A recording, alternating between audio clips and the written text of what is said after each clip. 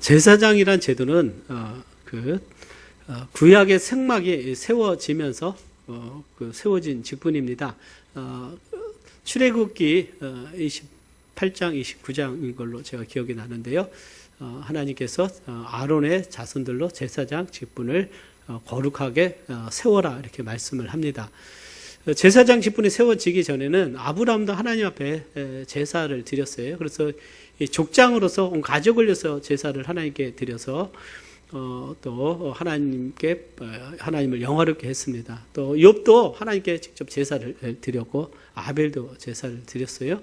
그러나 하나님께서 이스라엘 백성들을 애굽에서 인도하신 후에 이제는 제사장의 나라를 세우시면서 아무나 제사 짐승을 잡아서 하나님께 제사를 드릴 수 있는 것은 아니고 구별된 제사장을 통해서 하나님께 나오도록 하셨습니다.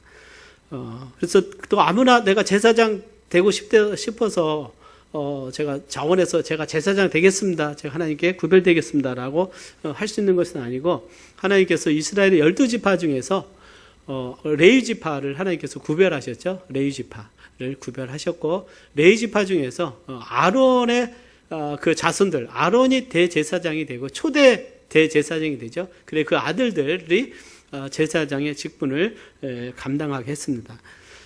그래서 그들을 거룩하게 했다라고 말하고 있어요. 아론의 옷을 지어 그를 거룩하게 하여 내게 제사장 직분을 행하게 하라 그러겠어요. 거룩하게 한다는 것은 우리가 말씀을 배웠지만 구별한다는 뜻입니다. 성별하는 것이죠. 그러니까 하나님께서 구별하셔서 하나님이 그들을 받으시고 함께 하시는 거예요. 그래서 오늘 우리가 예수 그리스도로 말미암아 죄 씻음 받고 구원받을 때 하나님께서 우리를 거룩하게 하셨기 때문에 우리가 하나님을 예배할 수 있고 하나님 우리 안에 들어오셔서 우리와 함께 하실 수 있는 것입니다. 그러나 죄 가운데 있다면 하나님이 함께 할 수 없는 것이죠. 제사장을 세운 목적은 뭐냐면 죄 많은 이스라엘 백성이 하나님께 직접 갈 수 없기 때문에 거룩하게 구별된 사람이지만 거룩하게 구별된 제사장을 통해서 가도록 하나님 하신 거예요. 그래서 중보자입니다. 제사장의 중보자예요. 그래서 모든 이스라엘 백성들이 하나님 앞에 나가기 위해서는 이 제사장을 통해서 나갔습니다. 제사장을 통해서 나갔어요. 이것이 뭐냐면 중보자로서 제사장인 거예요. 사람이 구약시대 때는 거룩하게 구별된 제사장이 중보자가 됐습니다. 오늘도 이런 잘못된 개념으로 지금 적용되어 있다면 카톨릭의 고해성사 같은 경우는 내가 하나님께 직접 죄를 용서받을 수 없으니까 신부를 통해서 하나님 앞에 죄를 용서받는 개념이에요. 이건 중보자가 누구냐면 신부입니다. 신부. 이것은 하나님 말씀 벗어난 것이죠.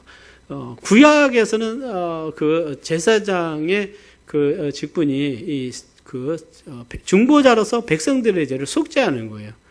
근데 이 모든 것은 예수님이 성취하셨기 때문에 지금 사람을 통해서 죄 용서받는 것이 아니다는 거예요. 여러분 믿으십니까? 우리 사람을 통해서 가는 것이 아니다는 거예요. 그것이 굉장히 중요한 원리입니다. 그래서 제사장을 세우신 목적은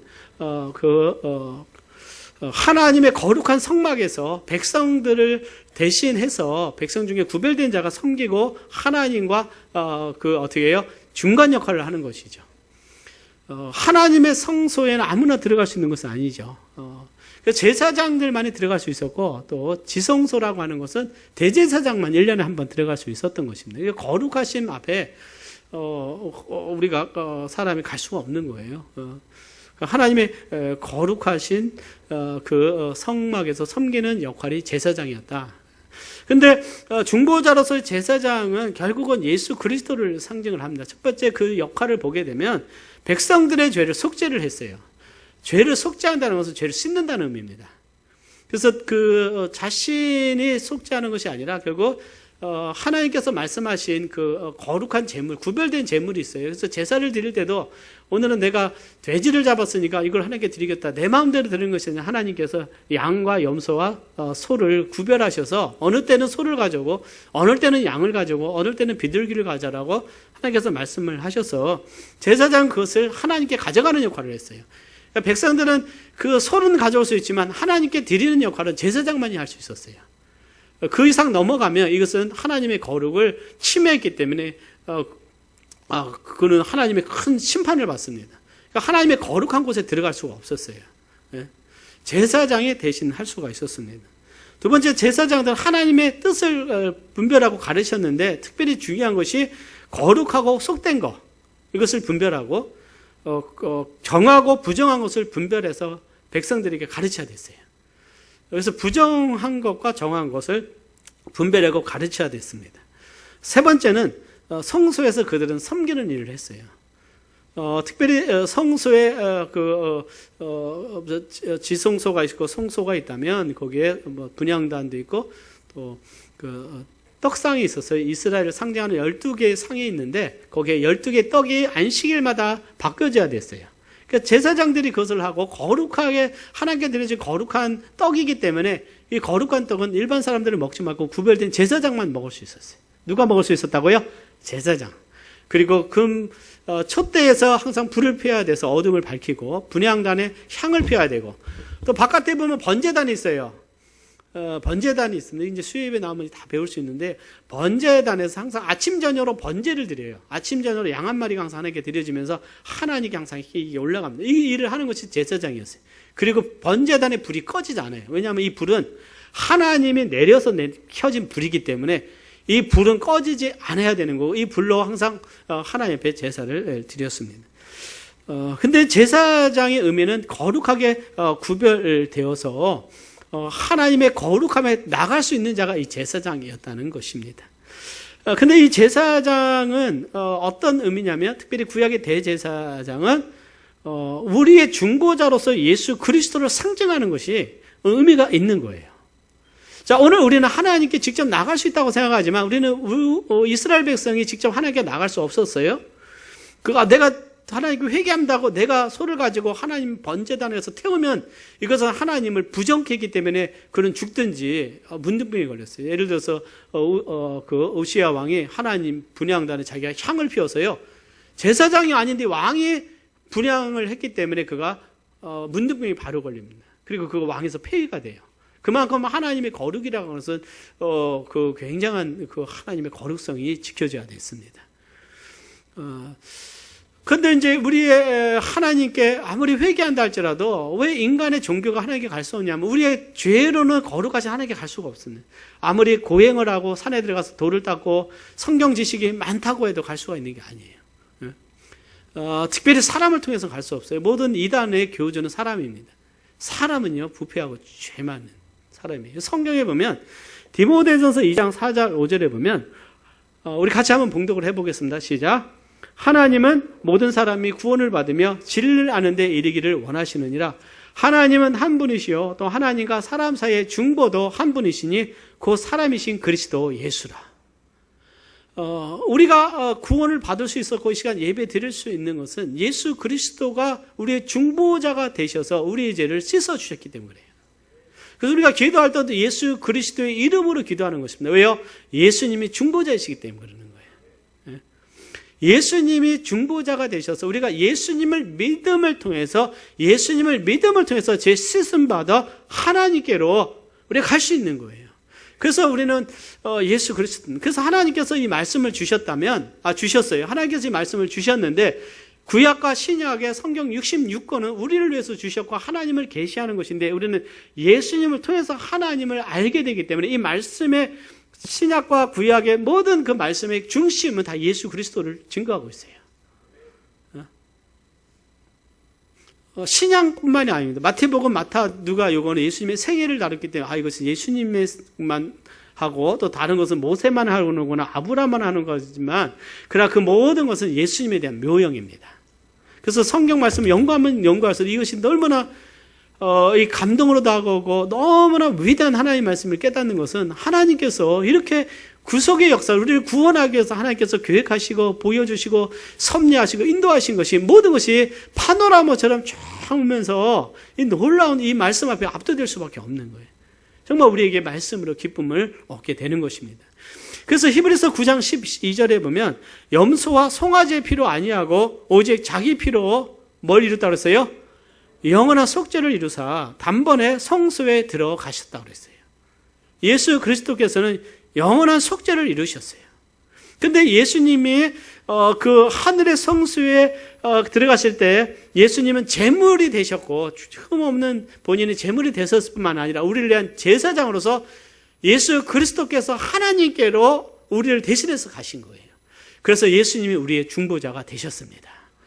그래서 하나님과 우리의 길을 하나님이 열어놓으셨어요. 영원히 열어놓으시기 때문에 더 이상 이제는 성전이 필요가 없고 더 이상 제사가 필요가 없어요. 예수님이 영원한 십자가에서 피 흘려 죽으실 때 모든 제사는 폐해진 겁니다. 왜요? 예수님이 성취하셨기 때문에 그랬어요. 그래서 예수님 안에 모든 것이 성취가 됐어요. 모든 절기도 다 끝나게 됩니다. 구약의 모든 그 율법의 모든 것이 다 예수님 안에서 성취가 됐기 때문에 이미 완성이 되어버렸어요. 그래서 우리가 하나님 말씀대로 살게 하는 것은 율법에 매여서 살아가는 것이 아니라 예수님 안에서 성령이 우리 안에 오셔서 예수님을 향한 믿음, 또 예수님을 통해서 성령께서 우리에게 새로운 마음 주시고 거듭나게 하셔서 우리가 하나님을 섬기게 되고, 구약의 이 성막과 성전이 이제는 하나님의 성전을 우리로 하나님의 성전 삼으셨어요. 그리고 하나님 우리 안에 거하시고 오늘 우리와 함께 하신 줄 믿습니다. 그리고 오늘 성경은 뭐라고 말씀하고 있냐면 오늘 2장 5절에 보면, 베드로전서 2장 5절에 보면 너희도 산돌같이 신령한 집으로 세워진다고 그랬어요. 여러분들 이 산돌이라고 하는 것은 살아있는 돌입니다. 따라서 해볼까요? 살아있는 돌. 네. 그러니까 이 살아있는 돌이라는 것은 성령이 우리 가운데 살아있고 하나님이 살아계시기 때문에 어떻게 해요? 산돌같이, 즉 4절에 보면 사람에게는 버림바가 되었으나 하나님께는 택하심을 입은 보배로운 산돌이신 예수에게 나와. 그러니까 예수님이 큰 산돌이신데요, 우리도 산돌같이 예수님이 살아있는 돌과 같이 어떻게 해요? 우리도 예수님 안에서 신령한 집으로 세워진다. 여러분들 신령한 것은 영적인, 스피리추얼, 영적인 집이에요.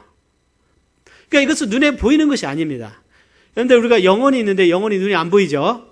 그래서 오늘도 하나님의 집이 있는데 하나님의 집은 영적인 집이기 때문에 눈에 보이는 게 아니에요. 이것은 바로 오늘날 성전을 말하고 있는데, 예수님의 구원받은 하나님의 자녀들이 개인도 하나님의 성전이지만 함께 모여서 예배드리고 교회를 이룰 때 하나님의 성전으로 서로 세워져 가고 있는 거예요. 그래서 에베소서에 보면 서로 건물마다 서로 연결해서 하나님이 거하시는 처소로 세워져 간다고 그랬어요. 하나님이 우리 안에 거하십니다. 구약의 성막에 누가 거하셨어요? 하나님이 거하셨기 때문에 그 하나님의 성막이 거룩해진 거예요. 그래서 그곳에서 제사장들이 섬기고 그들이 하나님께 정말 중보자라는 삶을 사는 것입니다. 이제는 하나님의 거룩한 집, 영적인 집이 오늘 하나님께서 우리를 통해서 세워 가세요. 그러면 하나님의 집에서 섬기는 자가 필요했는데, 구약에서는 제사장들이 하나님의 집에서 섬겼다면 오늘날은 이 교회에서 하나님의 제사장으로 누가 섬기고 있습니까? 바로 우리가 섬기고 있는 거예요. 우리가 어떻게 하고 있다고요? 섬기는 거예요. 그래서 우리가 하나님의 집에, 하나님의 이 시대의 영적인 그 성전에 있어서 우리가 제사장으로 섬기고 있는 거예요. 그래서 우리가 믿는 중요한 교리 중에 하나는 만인 제사장이다. 따라서 만인 제사장. 모든 우리 성도는 제사장이라는 거죠. 구원받은 하나님의 자녀들은 뭐라고요? 제사장으로 섬기는 거예요. 섬기는 거예요. 그래서 우리는 하나님의 거룩한 제사장으로서 우리가 하나님을 예배하고 하나님을 섬기는 주님 앞에 우리는 그 삶을 살아가고 있는데, 구약의 레위지파 중에서 아론의 자손이 특권으로 그 제사장으로 섬기고 있다면, 오늘 우리 구원받은 하나님의 자녀들은, 여러분들, 우리는 교회에 오는 것이 아니라 여러분들 하나님의 교회에 있어서, 하나님의 영적인 집에 있어서 제사장으로 부름을 받고 예수님의 몸으로 섬기는 귀한 사람임을 하나님께 감사하시기를 바랍니다. 그래서 우리의 정체성이라고 하는 것은 오늘 말씀처럼 우리는 왕같은 제사장이고, 하나님의 그 영적인 집에, 즉 영적인 하나님, 이 시대의 성전인 하나님의 집에 있어서 하나님의 성전으로서 우리는 이 제사장으로 섬기고 있는 거예요. 그래서 너희도 산돌같이 신령한 집으로 세워지고 예수 그리스도로 말미암아 하나님이 기쁘게 받으실 신령한 제사를 드릴, 영적인 제사를 드릴 거룩한 제사장이 될지라 그랬습니다. 사랑하는 여러분, 오늘은 우리가 제사를 피의 제사를 드리는 것이 아니에요. 그러나 하나님이 기뻐하시는, 하나님이 받으시는 제사가 있어요. 우리의 찬양을 의미하고 있어요. 우리의 감사를 의미하고 있습니다. 우리가 서로 섬기는 것을 의미하고 있어요. 하나님은 우리의 예배를 받으시는데 구약적으로 말하면 이것이 바로 제사가 되는 것입니다. 가장 큰 제사는 뭐예요? 로마서 12장 2절에 보면 너희 몸을 하나님이 기뻐하시는 거룩한 산 제물로 드리라. 우리 자신을 하나님께 드려서 하나님을 영화롭게 하는 귀한 우리가 되기를 바랍니다. 그래서 하나님의 그 뜻이라고 하는 것은 계속적으로 하나님의 그 역사하심은 계속적으로 이루어져 가고 있어요. 시대마다 하나님의 일하시는 방법이 틀립니다. 구약에는 하나님의 은혜가 대부분이 주로 아브라함과 그 자손들에게, 이스라엘 백성들에게 하나님이 영광을 보이시고 그들 가운데 성전 가운데 임재하셨고요. 그리고 그들이 하나님을 예배하려면 어디로 가야 됩니까? 성전으로 가야 돼요. 예루살렘으로 가야 됩니다. 예루살렘에 가서 하나님 앞에 제물을 드려서 그 하나님께 예배를 드리고 제사를 드렸어요. 그러나 지금은 우리가 성령 안에서 오늘 우리는 하나님께 예배 드리는 줄 믿습니다. 우리 하나님이 우리 예배를 받으시기 기쁘게 받으시는 거예요. 특별히 이스라엘 백성들이 백성이었다면 우리는 자녀로서 예배를 드리고 우리 하나님이 우리를 기뻐하십니다. 그래서 신약에서는 너희는 왕같은 제사장이라 그랬어요. 구약에는 왕같은 제사장 아니었어요. 왕이 따로 있었고 제사장인데 우리는 왕이기도 왕같은 하나님의 제사장인데 왕같은 제사장의 그 특권을 우리는 누리며 감사해야 되는 것이에요. 그래서 사랑하는 여러분, 우리는 교회의 방관자가 아니다. 우리는 하나님의 제사장입니다. 제사장들이 성소에서 섬기려면 그 제사장의 옷 중에 하나가 뭐가 있냐면요. 그 겉옷에 그 단에 보면 방울을 달았어요. 방울을 달았어요. 방울을 다는 의미는 뭐냐면 성소에서 분향단에 향을 피우고 또 떡상을 갈고 여러 가지 그것을 섬길 때 그것서 소리가 나는 거예요. 소리가. 그래서 바깥에 보면 제사장이 막 섬기고 있는 소리가 들리는 거예요. 하나님 앞에 섬기는 소리가 들려요. 부지런하게 주님을 섬기라는 거, 하나님을 섬기라는 것이. 오늘 우리가 하나님의 교회에 왔을 때 하나님의 영적인 이 하나님의 교회에서 부지런하게 섬길 수 있는 우리가 되기를 바랍니다. 부지런하게. 오늘 아침부터 주일학교 우리 교사님들 차량으로 와서 부지런하게 섬기신 말씀으로 열정으로. 왜요? 하나님이 각자를 부르셨고 말씀을 주셔서 이 말씀을 가르칠 때 기쁨으로 섬기는 거예요. 어제도 우리 학생부들, 청년부들, 또 자원도 같이 야외도 다녀오고 차량으로 섬기고 또 학생들, 청년들 예배드리고 섬기고 또 우리 주중에 목장 모임 하시고 찬양대 또 연습하시고 또 주방 사역하시고 우리 모든 성도님들의 귀한 섬김 속에 하나님의 영적인 하나님의 교회가 세워지고 있다라고 믿습니다. 그래서 우리는 이 주님을 섬기는 일을 기쁘게 여기고 우리는 계속해서 달려가야 되는 것입니다. 자, 오늘 우리 말씀을 통해서 어떻게 영적인 제사장의 몇 가지 중요한 그 직무에 대해서 보면서 중보자로서 오늘 우리는 이 시대에 제사장으로 부르심을 받았다면 제사장은 중보자예요. 이 중보자의 그 사역을 통해서 우리의 삶에 적용이 되기를 원합니다. 첫 번째는요, 우리는 다른 사람을 위한 기도의 중보자가 되다. 기도의 중보자가 되기를 원합니다. 구약의 제사장들이 성소에 들어가면 가장 가운데 뭐가 있었냐면 분향단이 있어서 분향단의 향이 막 피어올랐어요. 이것은 하나님께 올려지는 이 기도를 상징합니다. 성도의 기도입니다. 이 중보기도, 예수님은 우리를 위해서 중보하십니다. 성경에 보면 이 중보기도의 능력을 하나님이 말씀하고 있어요. 소돔성이 멸망할 때 롯이 왜 하나님이 구원하셨습니까? 그는 멸망당해서 죽을 운명에 있었어요. 그러나 아브라함이 그것을 알고 나서 기도합니다. 중보기도예요. 하나님, 이 소돔성에 50명의 의인을 왜 멸하시겠습니까? 50명이 없어요. 10명이라도 있으면 하나님께서 멸하시지 않겠습니까? 내가 의인 10명 있으면 멸하지 않겠다는. 내가 그곳에 수천 명의 타락한 죄인이 있다 할지라도 10명만 거룩하고 의롭게 하나님 앞에 살아간다면 멸하지 않겠다는 거예요. 10명이 없어서 하나님이 멸하셨잖아요. 근데 그 멸하기 전에 하나님이 천사를 보내셔서 롯을 구원하셨어요. 성경은 말합니다. 하나님이 들의 성들을 멸하실 때, 곧 롯의 거하는 성을 엎으실 때 아브라함을 생각하사 롯을 그 엎으시는 중에서 내어 보내셨더라. 아브라함의 중보기도가 롯을 살리게 됩니다. 그러니까 중보는요, 오늘 우리가 제사장이로서 하나님 앞에 나갈 특권이 있다면 우리는 이 시대에 우리는 중보 기도를 해야 된다. 중보가 굉장히 우리는 회복이 돼야 될 줄 믿습니다. 모세의 사역은, 그는 모세는 중보자였어요. 율법을 받기 위해서 그런 중보자였어요. 위대한 하나님의 사람입니다. 근데 모세의 그 생애를 보더라도 모세의 중보를 보게 되면 르비딤에서 그 아말렉과 전쟁을 벌일 때 모세가 한 일은 자기가 나가서 싸운 것이 아니라 산에 올라가게 돼요. 그 지팡이를 들고 산에 올라가서 하나님께 기도합니다. 그랬더니 그 전쟁에서 이스라엘 백성이 승리하게 돼요. 그 아멜렉은 그 무기를 가지고 공격했습니다. 이스라엘 백성들 오랜 2달 동안 이 광야 길을 걸어와서 지쳤어요. 변변한 무기도 없을 거예요. 그러나 모세가 기도했더니 하나님께서 승리를 주셔요. 그 중보 기도를 통해서 하나님께서 이스라엘 백성에 승리를 주십니다. 중보 기도의 능력인 줄 믿습니다. 그 시내산 앞에서 이스라엘 백성들이 금송아지를 숭배할 때 하나님이 이스라엘 백성들에서 내가 진멸하겠다. 그래서 뭐냐면 그 당시에 약 250만 명의 이스라엘 백성들이 있었는데 하나님이 모세 외에 모두를 다 죽이겠다는 거예요. 그 하나님의 거룩한 그 임재 앞에서 시내산에 하나님이 임재하고 계실 때 그 앞에서 하나님과 약속을 깨요. 그 전에 십계명과 언약을 맺으면서 모세 언약을 통해서 더 이상 다른 신을 숭배하지 말고 그 형상을 만들지 말라고 했는데, 아니 이스라엘 백성이 그 며칠을 못 참고 모세가 없으니까 그들이 믿음이 떨어져 버리고 금송아지를 대체 신으로 숭배하는 거예요. 그때 하나님이 진노하셔서 약속을 깨버렸어요. 죄의 상은 사망입니다. 모두가 죽어야 될 것이다. 모세를 통해서 새로운 민족을 내가 다시 세우겠다고 말씀하실 때 모세는 하나님 앞에 간절함으로 기도하죠. 차라리 정말 생명책에서 내 이름을 지우더라도 이 백성을 하나님 살려주시오라고 모세가 하나님 앞에 시내산에서 간절히 기도합니다. 250만 명의 어린아이와 모든 백성들의 생명을 걸고 모세가 간절히 기도할 때 하나님께서 모세의 기도를 들으시고 그 마음을 바꾸세요. 모세의 중보 기도가 이스라엘 백성을 그 멸망 가운데 살리신 것을 보게 돼요. 그 모세의 위대한 기도예요. 모세의 위대한 기도. 그 모세가 얼마만큼 위대한 그 믿음의 사람은 그 위대한 중보 기도에서 나타나는 거예요. 하나님께서 그 죄를 3,000명만 물으세요.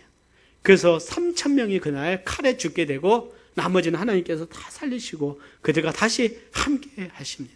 그래서 이스라엘 백성 다시 회개하고 하나님께 나갈 때 하나님이 다시 그들을 받아주시는 거예요. 한 사람의 중보 기도가 있었어요.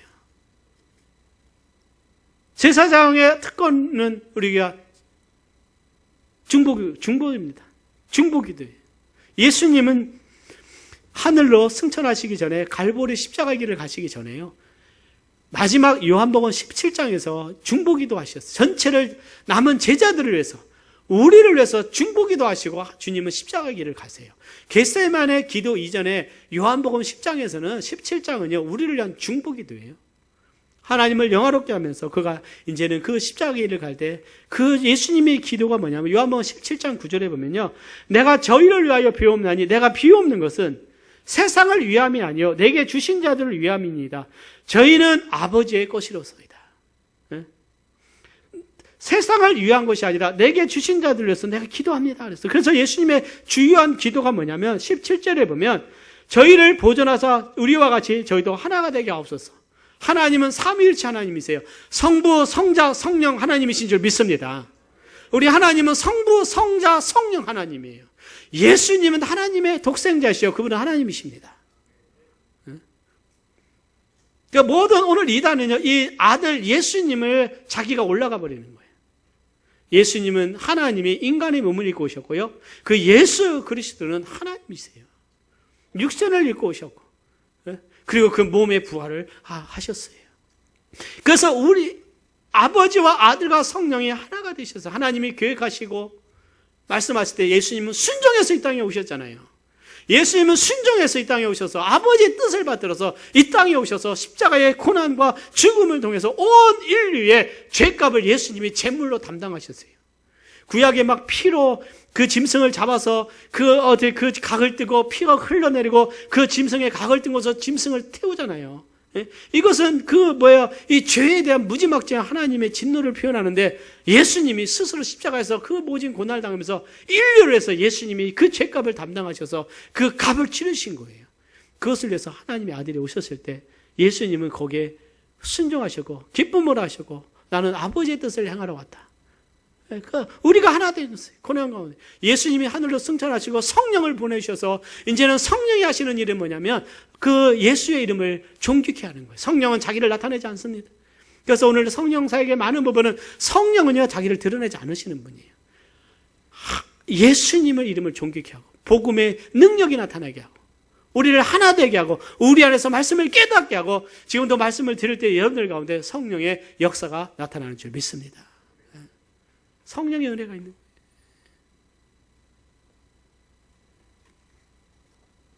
그리고 요한복음 17장 15절에 보면 오직 악에 빠지지 않게 보존하시기를 위하인다 그랬어요. 우리 예수님은 뭐 한다고 그랬어요? 악에 빠지지 않게 하신다. 악에 빠지지 않게 하신다. 우리가 죄에 빠지지 않도록 우리 주님이 기도하시는 것을 보게 돼요. 그리고 성경은 요한복음 17장 10절에 보면 저를 진리로 거룩하게 하옵소서. 아버지의 말씀은 진리다. 우리가 거룩해지기를 원하는 하나님의 뜻이 우리 가운데 있는 것을 보게 돼요. 주님은 이와 같이 우리 제자들을 위해서 우리를 위해서 기도를 하셨습니다. 주님의 기도는요, 사도 베드로를 향해서 있었습니다. 그래서 누가복음 22장 32절에 보면 주님은 베드로가 예수님을 부인하고 넘어질 것을 아셨어요. 그래서 이런 말씀하십니다. 내가 너를 위하여 내 믿음이 떨어지지 않기를 뭐 하셨어요? 기도하였노니 너는 돌이키는 후에 내 형제를 굳게 하라. 너는 뭐 한 후에요? 돌이키는 후에. 뭐에서 돌이켜요? 죄에서 돌이키는 후에 내 형제를 굳게 하라. 믿음이 떨어지지 않기를 바로 이 예수님의 기도는 바로 베드로를 하나님께서 정말 구원하시는, 다시 사용하시는 은혜가 된 것을 보게 됩니다. 지금도 예수님은 히브리서 10장 25절에 보면요, 이는 그가 항상 살아서 저희를 위하여 간구하신다. 우리를 위해서 기도하시는 예수님의 중보 사역이 있음을 여러분 믿으시기를 바랍니다. 자, 오늘 그러면은 예수님과 같이 우리도 이 시대를 향해서 하나님께서 이스라엘 백성들 부르실 때 제사장의 나라는 그가 하나님을 예배하는 나라지만 하나님의 그 영광을 거룩함을 온 열방에 드러내야 되는 것입니다. 그래서 이스라엘 백성들은 실패했어요. 그들은 오히려 부패하고 하나님을 떠나게 됩니다. 하나님이 멸망하면서 이런 말씀을 해서 이스라엘 백성 심판하실 때 에스겔 22장 30절에 뭐 이런 말씀이 있습니다. 우리 다 같이 한번 봉독합니다. 시작. 이 땅을 위하여 성을 쌓으며 성 무너진 데를 막아서서 나로 멸하지 못하게 할 사람을 내가 그 가운데서 찾다가 얻지 못한 거로 이 성을 멸하게 할 죄를 해서 멸하는데 나로 멸하지 못하게 할 사람을, 즉 그 무너진 곳에서 이 성이 멸하지 않도록 하나님 앞에 기도하며 의로운 자가 그것을 막아줄 사람을 찾는데 그 가운데서 찾다가 찾지를 못했다고 그랬어요. 그 성은 멸망되는 것입니다. 여러분들 한 사람의 중보를 해서 한 가정이 하나님의 진노의 심판 앞에서 한 사람의 중보와 복음 전포를 통해서 그 가정이 멸망 가운데 구원받는 것입니다. 아마 오늘 많은 가정들이 한 사람이 구원을 받을 때 내 자녀가 돌아오고 내 부모님이 돌아오고 내 가족이 돌아오는 그 역사가 일어난 것을 보게 돼요. 내 가정이 멸망하지 않도록 내가 그것을 막아서서 중보하며 기도하며 하나님 내 가정을 구원해달라고 기도하고 내 이웃을 구원해달라고 기도하고 우리 민족을 구원해달라고 기도하는 그 한 사람을 하나님이 찾으시는 것이에요. 우리는 때는 우리의 문제 속에 너무 갇혀서 정말 우리의 비전을, 하나님의 그 높으신 비전을 보지 못하고 우리가 나가서 기도하고 나가서 복음을 전하는 그 사역을 감당하지 못하고 우리는 내 문제에 빠져서 항상 내 문제 속에 방황하다가 갈등하다가 인생을 다 보내는 경우가 얼마나 많은지 몰라요. 종교개혁 시대에 영국의 메리 여왕이 있었는데 이 별명이 블러드 메리였어요. 왜냐하면 너무나 많은 크리스찬들을 죽였기 때문에. 그래서 피의 메리라고 하는 그 별명이 있는 자였어요. 오늘날 스코틀랜드의 이 여왕이야 모든 이 크리스찬들을 다 죽이라는 명령을 내립니다. 그때 존 낙스라는 이 복음 전도자가 있었는데요. 그가 밤을 새워가면서 하나님 앞에 간절히 기도하는 거예요. 예. 그가 이 스코틀랜드를 저에게 주십시오, 아니면 저를 죽여 주십시오. 예. 그가 스코틀랜드를 두고 하나님 앞에 간절히 기도합니다. 예. 근데 이 명령을 내린 이 메리 여왕이 갑자기 중병에 걸려서 사망하게 됩니다. 그러면서 죽기 전에 한 말이, 내가 100만 명의 그 대군보다도 이 기도하는 존 낙스 한 사람이 더 내가 두렵다는 말을 남기며 세상을 떠났다는 거예요. 존 낙스의 그 위대한 기도가 그 스코틀랜드를 크리스찬들을 구하는 그 역할을 한 것들을 보게 돼요. 에스더가 하나님 앞에 그 왕 앞에 설 때 내가 죽으면 죽으리라. 유대인들이 다 죽게 됐을 때 그가 왕 앞에 서서 그가 중보자로서 그가 간청할 때 하나님이 함께 하셔서 오히려 하만이 죽게 되고 유대인들이 사는 것은 한 사람의 중보가 한 민족을 구하는 역사가 일어난 것들을 보게 됩니다. 사랑하는 여러분, 우리의 중보자로서의 사명을 다시 한번 우리가 회복하기를 원합니다. 하나님이 우리를 부르심은 정말 위대한 부르심인데, 우리는 이 세상과 우리가 이 중보자로서 우리가 이 영혼들을 하나님께로 인도하고 이 민족을 위해서 기도하는 우리가 중보자가 되고 우리 가정을 위해서 기도하고 이 도시를 위해서 기도하는 우리가 중보자의 사명을 감당하기를 원하는 것이죠. 그래서 거룩한 제사장의 직분을 우리가 감당하기를 원합니다. 두 번째는요, 우리는 다른 사람의 영혼을 하나님께로 인도하는 중보자가 되어야 된다. 아까 말씀드린 대로 성소에는 제사장이 많은 직무가 있는데 가장 중요한 것은 하나님께 나와서 죄를 속죄하는 것이에요. 그래서 피값으로 속죄합니다. 그래서 피를 뿌렸을 때 단에 뿌리면 그 피를 내서 속죄가 일어나요. 속죄의 피가. 특별히 대제사장이 1년에 한번 지성소에 들어가게 되면 언제나 자신의 죄를 위해서 피를 뿌리고 염소의 피를 뿌리고요, 송아지의 피를 뿌리고 또 이스라엘 백성들을 위해서 염소의 피를 지성소에 뿌려요. 지성소에. 그래서 그것을 백성들의 죄를 속죄함을 통해서 하나님과 이스라엘 백성들을 화목하는 것입니다. 백성들은 바깥에서 정말 하나님 앞에 금식하며 그들은 회개를 합니다. 그리고 중보자인 대제사장이 하나님께 나가서 백성을 대신해서 죄를 속죄를 했어요.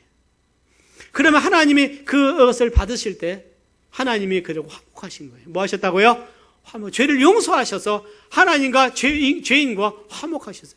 하나님의 거룩은 죄에 대한 진노가 일어나는데 그 짐승의 피가, 희생제물의 피가 하나님의 진노를 화해시키고 누그러뜨리고 하나님이 받으시는 거예요. 그래서 화목이 일어나는 거예요. 그래서 구약에는 화목제가 있는 거예요. 화목제물이. 그래서 하나님과 화목하게 하셨어요. 그래서 하나님이 그들에게 진노를 내리지 않고 하나님이 그들과 함께 하고 계시는 것입니다. 이 세상에 이 죄에 대해서 하나님의 진노의 날이 오게 돼요. 왜요? 하나님은 죄에 대해서 진노하시기 때문에. 근데 하나님의 진노 가운데도 하나님과 화목하게 한 사람이 있는데 그 사람은 누군가요? 예수 그리스도를 통해서 구원받고 하나님의 자녀가 된 그 영혼은 하나님과 화목하는 줄 믿습니다. 그래서 하나님과 화목하고 우리를 받으셨기 때문에 오늘 우리는 예배를 드리는 거예요. 우리를 하나님께로 인도하기 위해서 하신 것이 예수님께서 우리를 위해서 중보자가 되시고 중보자가 되시기 위해서 자기를 속전으로 들이셨다고 했어요. 우리 한번 디모데전서 2장 5절 6절 말씀 보겠습니다. 시작. 하나님은 한 분이시요 또 하나님과 사람 사이에 중보도 한 분이시니 그 사람이신 그리스도 예수라. 그가 모든 사람을 위하여 자기를 속전으로 주셨으니 기약이 이르면 증거할 것이요. 하나님과 사람 사이에 누굽니까? 중보자예요. 누가 중보자였습니까? 예수 그리스도예요.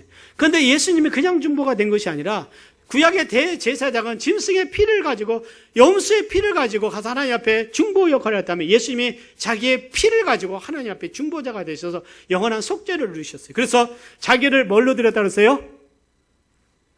속전을 따서 속전을 드렸다. 속전은 뭐냐면 생명에 대한 값이에요. 구약에 보면 내가 다른 사람에 대해서 내 동물이 사람을 해치는 습관이 있는 줄 아는데 그냥 방관했어요. 근데 이 내 동물이 다른 사람을 바쳐서 그 사람이 죽었어요. 그러면 어떻게 됩니까? 자기가 사람을 죽었기 때문에 자기가 죽어야 돼요. 생명값을 죽어야 됩니다. 근데 이것은 고의가 아니에요. 그렇기 때문에 고의가 아니기 때문에 하나님께서 값을 내게 하셨어요. 이 정한 값을 내면은 약 50세겔이나 값을 내면 그 사람이 죽지 않고 살게 했어요. 그래서 나의 생명에 대한 값이 뭐예요? 이 속전입니다. 속전이에요. 하나님께서 이스라엘 백성들을 애굽에서 인도하셨을 때 그 어린 양의 희생을 통해서 이스라엘 백성들을 애굽에서 인도하셨어요. 그래서 하나님이 내가 너를 다 살렸다. 그래서 각 사람은 속전을 내라. 반세기에서 네 것이 성전세가 된 것이 속전입니다. 생명값이에요. 자, 여기서 보는 건 뭐냐면 예수님이 내가 대속물이 된 것은 우리의 죄를 위해서 예수님이 우리의 생명값으로 예수님이 자신을 들이셨어요. 예수님이 우리의 생명값으로 누구를 들이셨습니까? 자신을 들이셔서 예수님이 속전으로 드셨어요. 우리의 죄에 대해서 우리의 생명을 어떻게 내가 죽음으로, 죄의 삭은 사망이기 때문에 내 생명으로 죄값을 치는데 영원한 지옥에서 고통당해야 되는데 예수님이 대신해서 우리를 위해서 속정권을 내셔서 값을 치르셔서 중보자가 되셔서, 자, 내가 값을 치렀으니까 한 가지 조건이 있어요. 예수를 믿기만 하면, 그 예수를 믿으면 구원받아 하나님께로 갈 수 있는 은혜를 주셨어요. 그래서 예수님이 우리를 하나님과 화목하게 하셨어요. 화목하게 하셨습니다. 사도행전 4장 12절에 보면 다른 이로서는 구원을 얻을 수 없나니 천하인간의 구원을 얻을 만한 다른 이름을 우리에게 주신 일이 없습니다 그랬습니다. 천하인간의 구원을 얻을 만한 다른 이름을 우리에게 주신 이름이 없어요. 예수님 외에는 없는 줄 믿습니다. 이것이 바로 복음이에요. 그래서 오늘 우리가 중보자로서 예수님과 같이 중보자의 우리의 사역이 뭐냐? 사도 바울은 고린도후서 5장 18절에 이런 말씀이 있어요. 저가 그리스도로 말미암아 우리를 자기와 화목하게 하시고 또 우리에게 화목하게 하는 직책을 주셨으니, 우리가 하나님과 뭐하게 하는 직분을 주셨어요? 화목하게 하는 직분을 주셨어요. 우리는 예수님으로 말미암아 하나님과 화목하게 하셨다면 우리의 직분은 뭐냐? 세상에 구원받지 않고 하나님과 원수된 자들을, 그래서 하나님께 그 죄련에서 올 수 없는 자들을 예수님을 속여서 예수님을 전해서 그들을 하나님과 화목하게 하는 일이 바로 이것이 바로 화목하게 하는 직분입니다. 그래서 우리의 직분은 영광스러운 직분이에요. 우리가 제사장으로서, 영적인 제사장으로서 하나님을 위해서 섬기고 하나님을 예배하고 하나님을 영화롭게 하는 그 직분뿐만 아니라 우리는 세상에 나가서 화목하게 하는 직분을 우리가 감당하는 열정을 품기를 바랍니다. 예수님이 오시면 이제는 이 구원의 문이 닫히게 됩니다. 구원의 문이 닫히게 되면 더 이상 구원의 길이 없어요. 우리 중에 누군가가 이 세상을 떠나면 구원의 문이 닫히게 됩니다. 더 이상 구원받을 기회가 없어요. 이 시대에 우리는 화목하게 하는 직분을 가지고 예수님의 그 구원의 복음을 우리가 담대히 전할 수 있는 우리가 되기를 바랍니다. 그래서 로마서 15장 16절에 이런 말씀이 있어요. 우리 같이 한번 봉독할까요? 시작. 이 은혜는 곧 나로 이방인을 위하여 그리스도 예수의 일꾼이 되어 하나님의 복음에 제사장 직무를 하게 하사 이방인을 제물로 드리는 그것이 성령 안에서 거룩하게 되어 받으심직하려 하십니다. 우리는 이방인을 위한 사도 바울은 일꾼이 된대요. 복음의 제사장 직분. 따라서 복음의 제사장 직분이에요. 바로 이것이 바로 그 말. 복음의 제사장 직분. 복음의 제사장 직분. 이방인을 하나님께 제물로 드리는 것이. 그래서 하나님과 화목하게 하시는 것입니다.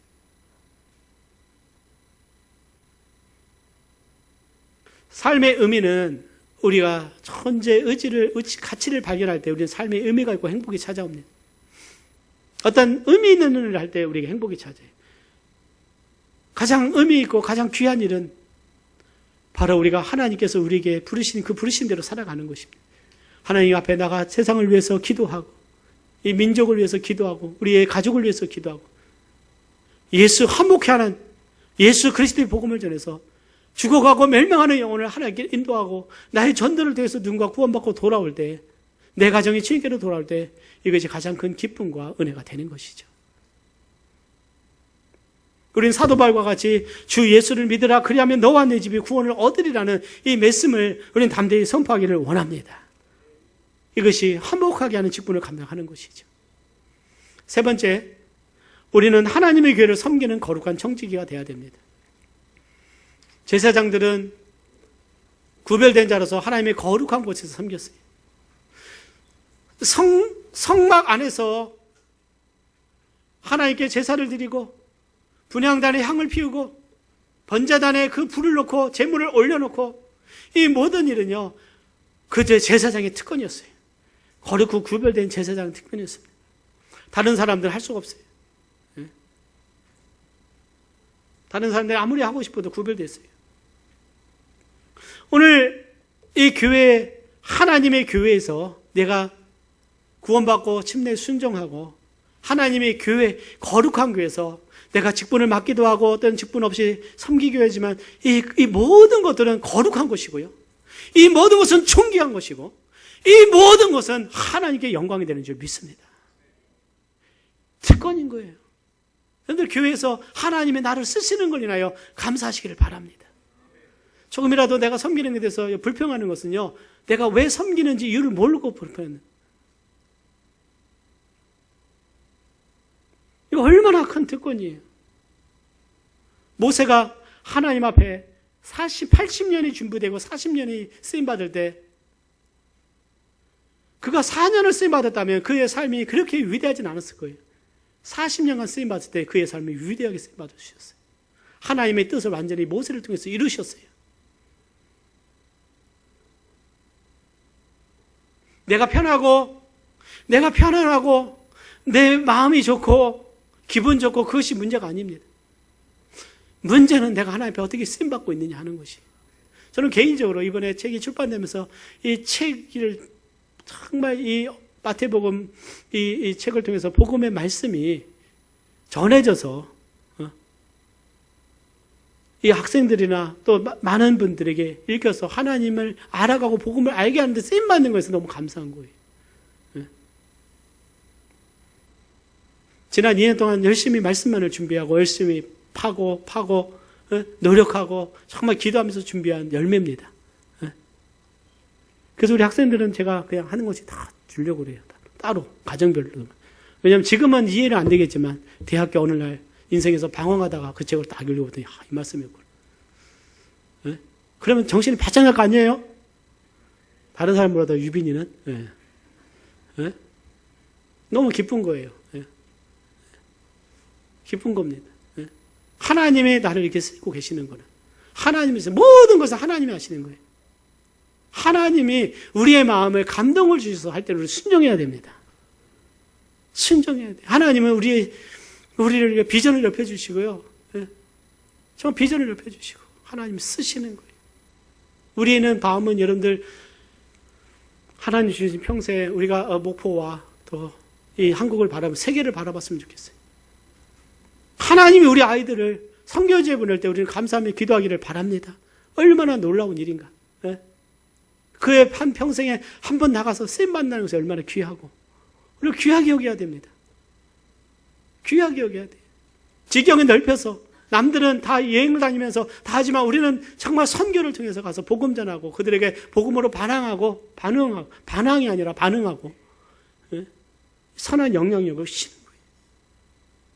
우리 하나님의 교회에서 하나님의 임재하시는 하나님의 거하시는 영적인 집에서 하나님의 거룩한 집에서 내가 하나님이 주신 그 직분을 내가 신실하게 청지기로서 감당하는 것을 인하여 우리는 감사하고 우리는 최선을 다하기를 원합니다. 그래서 베드로전서 4장 10절에 보면 각각 은사를 받은 대로 하나님의 각양 은혜를 맡은 선한 청지기 같이 서로 봉사하라.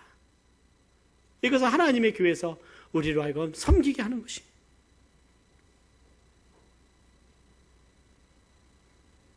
우리가 섬길 때 감사함으로 섬기기를 바랍니다. 감사.